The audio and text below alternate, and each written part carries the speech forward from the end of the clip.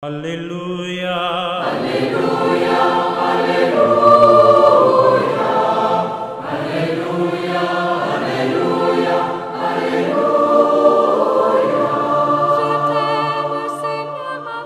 Bien-aimés du Seigneur, paix et bonheur à vous, de la part de notre Seigneur Jésus-Christ. Aujourd'hui, vendredi 18 juillet 2025, du 15e semaine du temps ordinaire l'année C, écoutons la parole de Dieu. Le Seigneur soit avec vous. Évangile de Jésus-Christ selon saint Matthieu. Matthieu chapitre 12, versets 1er à 8. En ce temps-là, un jour de sabbat, Jésus vint à passer à travers les champs de blé. Ses disciples eurent faim et ils se mirent à arracher des épis et à les manger.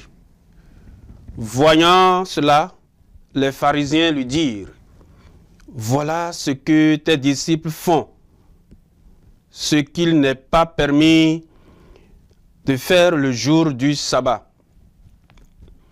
Mais il leur dit: n'avez-vous pas lu ce que fit David quand il eut faim, lui et ceux qui l'accompagnaient?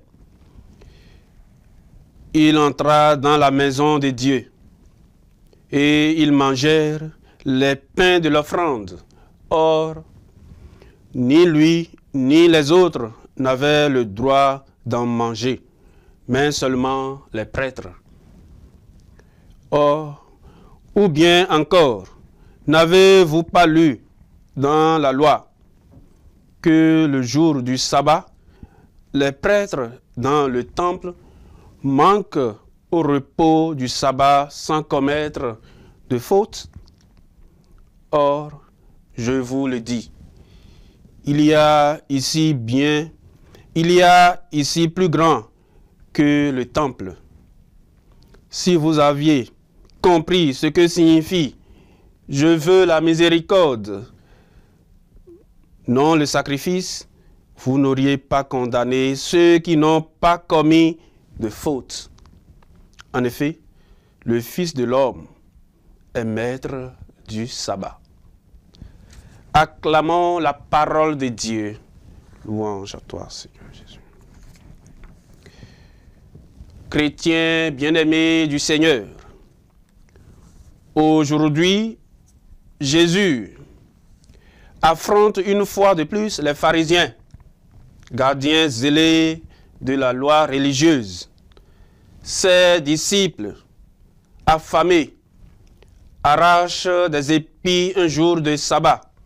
Ce geste, pour les pharisiens, constitue une violation de la loi. Mais Jésus les arrête net par une parole lumineuse. Écoutons.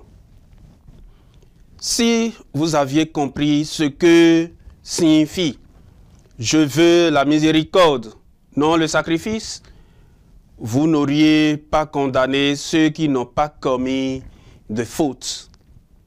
Par cette phrase, Jésus nous invite à entrer dans le cœur même de Dieu, un cœur où la miséricorde a toujours priorité sur le légalisme. Oui. Il y a la loi et l'esprit de la loi. Chrétiens bien-aimés du Seigneur. La loi donnée par Dieu est sainte. Elle structure la vie du peuple, protège la justice et rappelle la sainteté, nous le savons. Mais il y a l'esprit de la loi. Et c'est cela que Jésus veut nous faire redécouvrir. Les pharisiens s'accrochent à la lettre, comme plusieurs chrétiens aujourd'hui. Ils s'accrochent à la lettre, comme les fondamentalistes aujourd'hui, oubliant que la loi doit guider vers la vie et non condamner. Ils en ont fait un instrument de contrôle au lieu d'un chemin de liberté. La loi est une balise, mais elle n'est pas Dieu lui-même. Le cœur de Dieu est miséricorde, tendresse, compréhension, patience. Et Jésus vient nous révéler cet esprit qui donne souffle à la loi. L'urgence de la miséricorde, chrétiens bien-aimés du Seigneur, aujourd'hui encore, la miséricorde est urgente, car nous vivons dans un monde où l'on juge trop vite, où l'on hésite sans appel, où l'on exclut sans appel, où la loi est parfois utilisée pour condamner plutôt que pour libérer.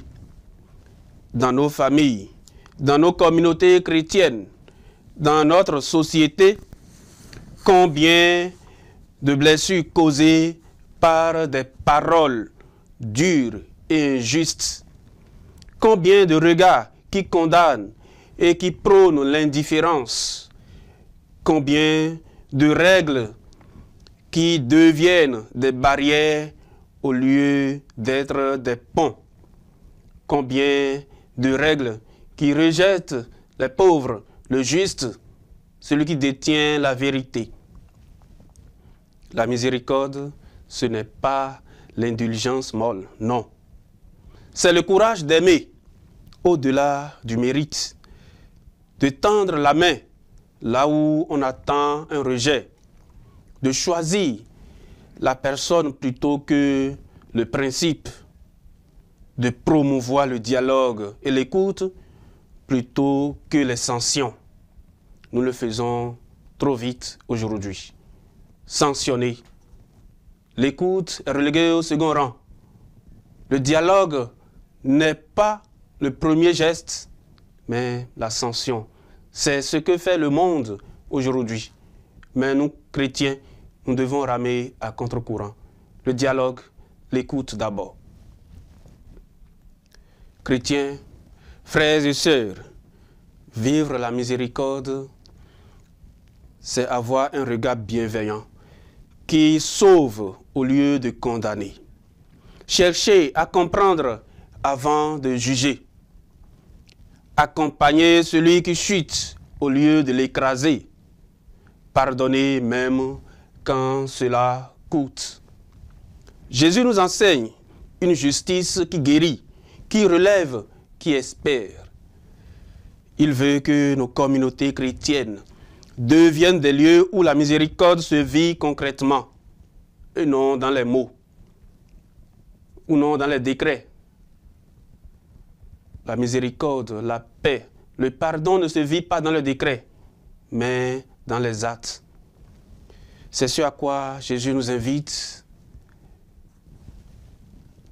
Il nous invite à accueillir les autres, à vivre concrètement la miséricorde en accueillant les blessés, en réconciliant les cœurs, en refusant toute forme de jugement hâtif et excluant. Chrétiens, bien-aimés du Seigneur, apprenons le langage de Dieu. Oui, Dieu parle le langage de la miséricorde. C'est son alphabet, la miséricorde. C'est son évangile.